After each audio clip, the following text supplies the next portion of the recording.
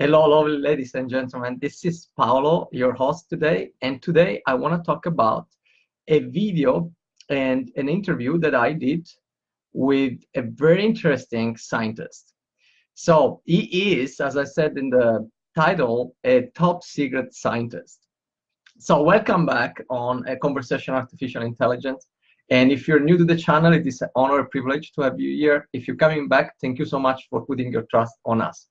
So Seyed Sajjadi is a NASA scientist that works at some of the top secret projects at NASA and at Boeing.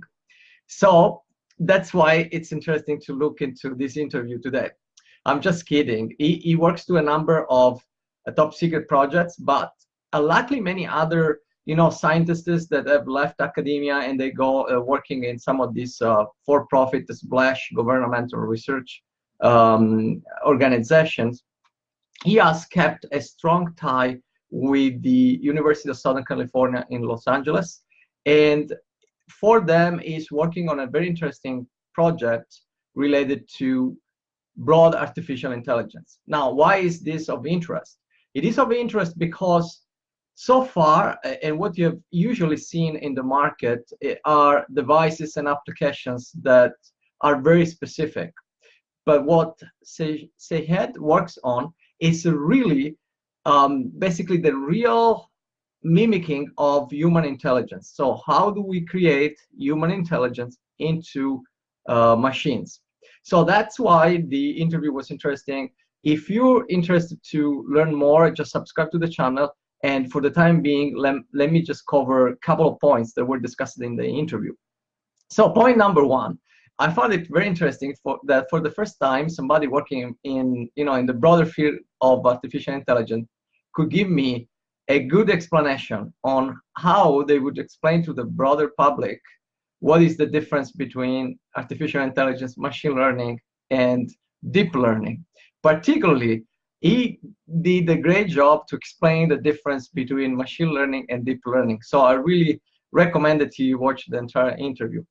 So now let's go really into the second point, that is basically what are they working on.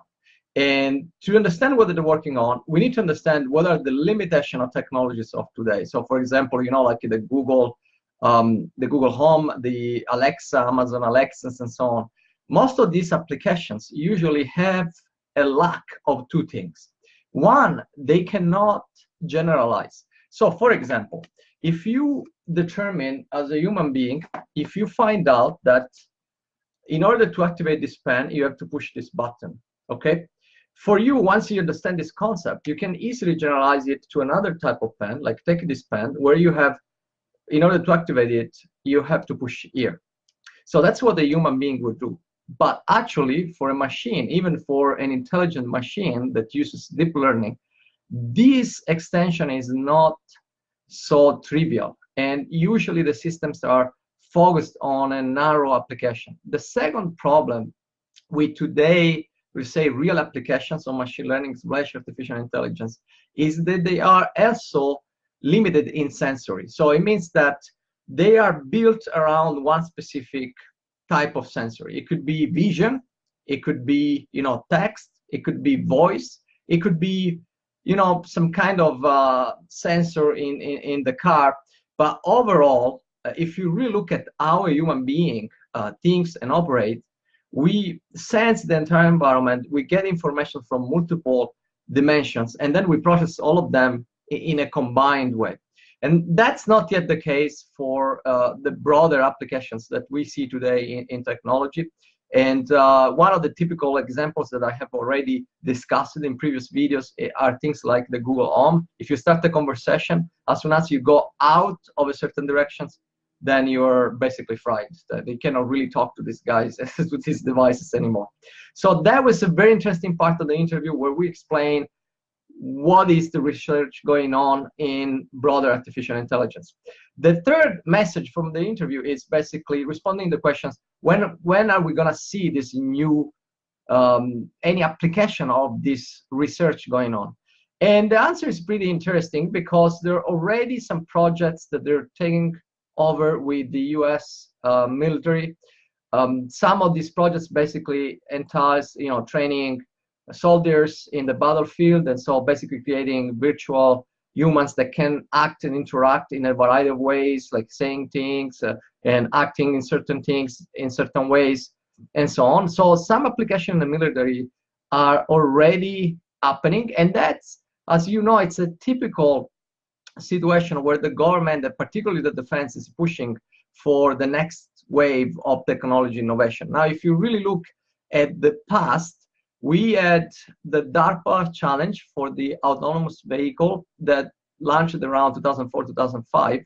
And about a decade after, now we have so many car manufacturers and also startups that are working to commercialize, like autonomous driving. So it took about a decade, or a little bit over a decade, to go from the level of government research to and applications to commercialization. So in Seyed viewpoint, it will take about 15 to 20 years for these things to become mainstream. And the type of applications that he forecasts will be the first to go to market are applications in the realm of, personal assistance. Things like think of the next more intelligent version of Amazon Alexa or Google Home, or maybe something else like a personal assistant that you can talk to on your watch, something like that. So that's kind of the idea. The very interesting interview in my personal opinion, just looking at how once more the government, the defense and all that area is looking at the next wave, the next generation, how academic organizations are really working at the next level of things. And if you're interested, all you need to do is subscribe to the channel, because you get the notification when the interview will go live. If you have any comment, please comment below. If you have requests for additional content that you'd like to see, just let me know through comments or other ways. And for the time being, have a fantastic day, and thank you so much.